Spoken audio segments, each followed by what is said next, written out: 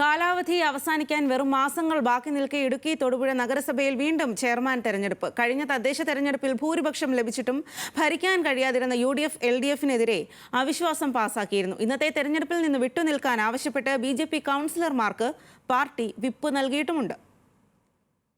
UDFിലെ പടലപ്പിണക്കം മൂലം കഴിഞ്ഞ 2 തവണ നഷ്ടമായ തൊടുപുഴ നഗരസഭ ഭരണം ഇത്തവണ തിരികെ പിടിക്കാമെന്ന ആത്മവിശ്വാസത്തിലാണ് UDF. നിലവിൽ ചെയർപേഴ്സണായിരുന്ന സബീന ബിഞ്ചുവിനെ UDF അവിശ്വാസത്തിലൂടെ പുറത്താക്കുകയായിരുന്നു. 35 അംഗ കൗൺസിലിൽ നിലവിൽ 34 അംഗങ്ങളാണുള്ളത്.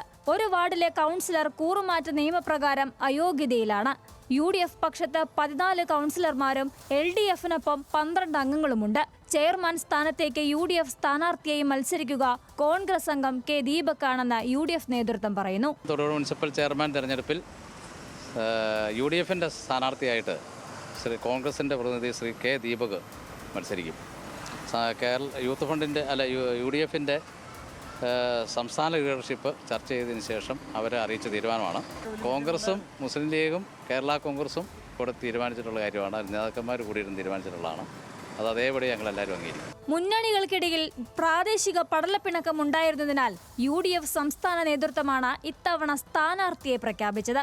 ചെയർമാൻ തെരഞ്ഞെടുപ്പിൽ ഒറ്റക്കെട്ടായി നിന്നാൽ UDFിനാകും ഇത്തവണ ഭൂരിപക്ഷം ലഭിക്കുക. മുമ്പ് 2 തവണയും നടന്ന ചെയർമാൻ തെരഞ്ഞെടുപ്പുകളിൽ ചില കൗൺസിലർമാർ LDFിനൊപ്പം നിന്നതോടെയാണ് UDFിന് ഭരണം നഷ്ടമായത്. BJPയിൽ സസ്പെൻഡ് ചെയ്യപ്പെട്ടവർ ഉൾപ്പെടെ കൗൺസിലിൽ 8 അംഗങ്ങളാണുള്ളത്. LDF ചെയർപേഴ്സണെതിരെ UDF കൊണ്ടുവന്ന അവിശ്വാസത്തിന് അനുകൂലമായി വോട്ട് ചെയ്തതിനാണ് BJPയിലെ 4 പേരെ സസ്പെൻഡ് ചെയ്തത്.